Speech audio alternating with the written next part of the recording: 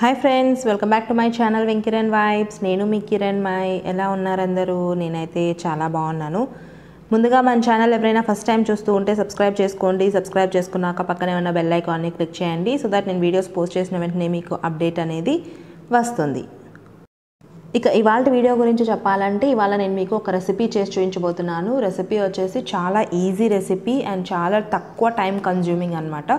మనకి ఇంట్లో vegetables available లేనప్పుడు ఈ రెసిపీ చేసుకోవడానికి కూడా చాలా కన్వీనియంట్గా ఉంటుందన్నమాట. ఇంకా ఆలస్యం చేయకుండా నేను ఇవాళ రెసిపీ అయితే స్టార్ట్ చూసేద్దాం రండి. దీన్ని వచ్చేసి నూర్ చార్ అంటామన్నమాట. ఇది అమ్మమ్మల కాలం నాటి రెసిపీ అనమాట, మా అమ్మమ్మ చేసేది. సో ఫస్ట్ అయితే ఇది తయారు చేయడానికి మనము ఒక బౌల్ తీసుకొని అందులోకి కొంచెం చింతపండు తీసుకోవాలి, టామరెండ్ కొంచెంగా, మనకి ఎంత క్వాంటిటీ అయితే ప్రిపేర్ చేసుకుంటున్నామో దాన్ని బట్టి కొంచెం ఒక లెమన్ సైజ్ అంతా లేదా ఒక 1.5 లెమన్ సైజ్ అంతా చింతపండు తీసుకొని వాటర్ వేసి నానబెట్టుకోవాలన్నమాట. ఇందులోకి కొంచెం సాల్ట్ కూడా వేసుకొని మనము నానబెట్టుకోవాలి. సాల్ట్ అనేది నార్మల్ సాల్ట్ అయినా వేసుకోవచ్చు లేదా రాక్ సాల్ట్ అయినా వేసుకోవచ్చు. నాకు రాక్ సాల్ట్ అవైలబుల్ లేదు, అందుకే నార్మల్ సాల్ట్ వేసి నానబెట్టుకున్నాను అనమాట. దాని తర్వాత ఒక మిక్సీ జార్ తీసుకొని అందులోకి ఇప్పుడు మనము ఒక 2 to 3 minutes ఒక 2 spoons ఆఫ్ రైస్, జనరల్ మనం నార్మల్గా వండుకుంటాం కదా ఆ రైస్ 2 to 3 minutes ఒక 2 tablespoons ఆఫ్ రైస్ అనేది నానబెట్టి ఆ వాటర్ వంచేసి మిక్సీ జార్లోకి తీసుకోవాలన్నమాట. దీన్ని ఇప్పుడు మనము ఏమీ యాడ్ చేయకుండా, వాటర్ అంతా ఏమి యాడ్ చేయకుండా మిక్సీ పట్టుకోవాలి. సో అది పొడి పొడిగా అయింది అనమాట. అంటే పొడి పొడిగా అంటే కొంచెం మరీ పొడి మిక్స్చర్ లాగా కాకుండా మరీ వాటరీ మిక్స్చర్ లాకుండా అవుతుందన్నమాట.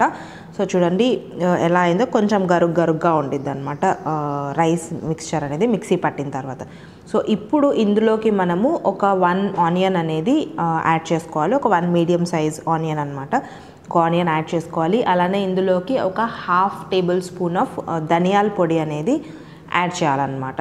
సో అలానే ధనియాల పొడి యాడ్ చేసిన తర్వాత ఇందులోకి ఇప్పుడు మనము కారం కూడా యాడ్ చేసుకుంటున్నాము. మనకి ఎంత స్పైస్ కావాలి అనుకుంటే, మరీ టూ మచ్ స్పైసీగా కావాలనుకుంటే కొంచెం ఎక్కువ, ఒక 4 tablespoons అలా యాడ్ చేసుకోవచ్చు, లేదా 2 to 3 tablespoons ఆఫ్ కారం అనేది యాడ్ చేసుకోవచ్చు అనమాట. అది మీ స్పూన్ పైన డిపెండ్ అయి ఉంటుంది. మీకు తెలుస్తుంది కదా ఎంత కారం యాడ్ చేస్తే మీకు స్పైసీనెస్ అనేది ఉంటుంది అని చెప్పేసి.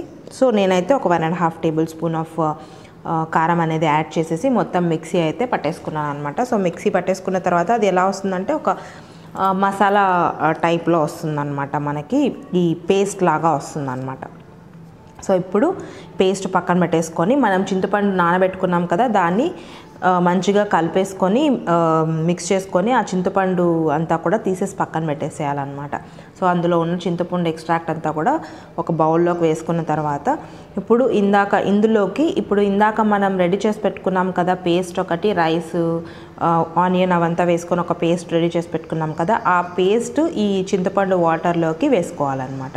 సో ఈ చింతపండు వాటర్లోకి వేసుకొని బాగా మిక్స్ చేసుకోవాలి, మంచిగా మిక్స్ చేసేసుకునేసేయాలన్నమాట ఇందులోనే మొత్తం వేసుకొని.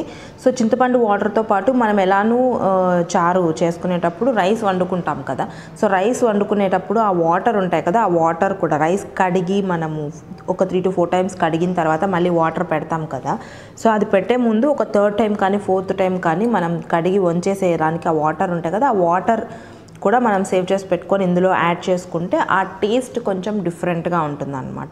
లేదు మీకు అలా కాదు అనుకుంటే నార్మల్ వాటర్ అయినా కూడా యాడ్ చేసుకోవచ్చు ఇందులోకి. నేనైతే ఆ రైస్ బియ్యం కడిగిన నీళ్ళు అంటారు కదా, అవి ఒక 3rd time కడిగిన నీళ్ళు నేను ఇందులోకి యాడ్ చేసుకున్నాను అనమాట. మసాలా అంతా కూడా వేసేసుకొని ఇందులోకి యాడ్ చేసేసుకున్నాను.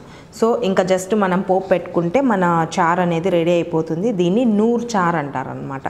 సో ఇది నేను మిక్సీలో వేసాను కదా, మిక్సీ లేకుండా రోలు ఉంటే రోట్లో కూడా రుబ్బుకోవచ్చు అనమాట, అప్పుడు ఇంకా కొంచెం డిఫరెంట్ టేస్ట్ అనేది వస్తుంది.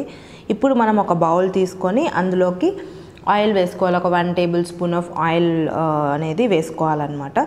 సో ఆయిల్ కొంచెం హీట్ ఎక్కిన తర్వాత, లైక్ ఆయిల్ కొంచెం వేడైన తర్వాత మనము కొద్దిగా కరివేపాకు, అలానే ఎండుమిరపకాయలు ఒక 3 to 4 అనేవి తుంచి పెట్టుకోవాలన్నమాట. తొడుములు తీసేసి కొంచెం తుంచి పెట్టుకోవాలన్నమాట. సో ఆయిల్ హీట్ అయిన తర్వాత ఆ కరివేపాకు, ఎండుమిరపకాయలు కూడా ఈ బౌల్లోకి వేసుకొని బాగా ఫ్రై చేసుకోవాలి. కొంచెం అంటే ఫ్రై అంటే కొంచెంగా రోస్ట్ చేసుకోవాలన్నమాట. బాగా హీట్ అయ్యి అవి కొంచెం చిటుపట్లాడినట్టుగా కొంచెం రోస్ట్ చేయాలన్నమాట. సో ఆ మిక్స్చర్ అదే ఎండుమిరపకాయలు, కరివేపాకు కొంచెం చిట్లుపట్లాడిన తర్వాత ఇందాక మనం కలిపి పెట్టుకున్నాం కదా మిక్స్చర్ ఏదైతే ఉందో, చింతపండు రసము మనం రెడీ చేసిన పేస్ట్ అంతా కూడా దాన్ని ఇందులోకి వేసేసేయాలన్నమాట. సో నీట్గా అందులో కూడా మసాలా అంతా ఉంటుంది కదా, మిగిలి ఉంటుంది కదా, దాంట్లోకి కొంచెం వాటర్ వేసుకొని మొత్తం మిక్స్ చేసి వేసేసేయాలన్నమాట. సో ఇలా వేసిన తర్వాత ఆ ఎండుమిరపకాయలు ఉన్నాయి కదా, జస్ట్ లైట్గా అది కొంచెమే హీట్ అయి ఉంటుంది కదా, ఆ చేత్తో మనం అలా నలిపేసామనుకోండి అందులో ఉన్న స్పైస్నెస్ కూడా యాడ్ అవుతుంది అనమాట ఆ వాటర్లోకి. సో పెట్టేసి స్టవ్ పైన పెట్టేసి అది ఉడకకూడదండి, కొంచెం నురుగులాగా బురుగు వచ్చినట్టుగా వస్తుందన్నమాట. అలా రాగానే ఆపేసేయాలన్నమాట. ఆపేసి అన్నంలోకి వేసుకొని తినేస్తే చాలా అంటే చాలా టేస్టీగా ఉంటుంది. అమ్మమ్మల కాలం నాటి రెసిపీ అనమాట ఇది. మనకి ఇంట్లో వెజిటేబుల్స్ ఏం అవైలబుల్ లేనప్పుడు ఇది చాలా ఈజీగా చేసుకోవచ్చు అండ్ చాలా తొందరగా చేసుకోవచ్చు అనమాట. సో ఈ రెసిపీ వచ్చేసి నూర్ చార్ అంటాము. చాలా ఈజీ రెసిపీ, చాలా టేస్టీ రెసిపీ. జనరల్గా మనకి వెజిటేబుల్స్ ఉన్నప్పుడు ఇది చేసుకొని ఇంకేదైనా మనము ఏదైనా నంజుకోవడానికి కూడా చేసుకోవచ్చు అనమాట. ఐ హోప్ మీకు వీడియో నచ్చిందని అనుకుంటున్నాను. మరిన్ని ఇంట్రెస్టింగ్ వీడియోస్ కోసం అయితే నా ఛానల్ని సబ్స్క్రైబ్ చేసుకోండి. వీడియోని అయితే లైక్ చేయండి, షేర్ చేయండి, మీ వ్యూస్ని కమెంట్ చేయండి. Thank you for watching. Take care. Bye bye.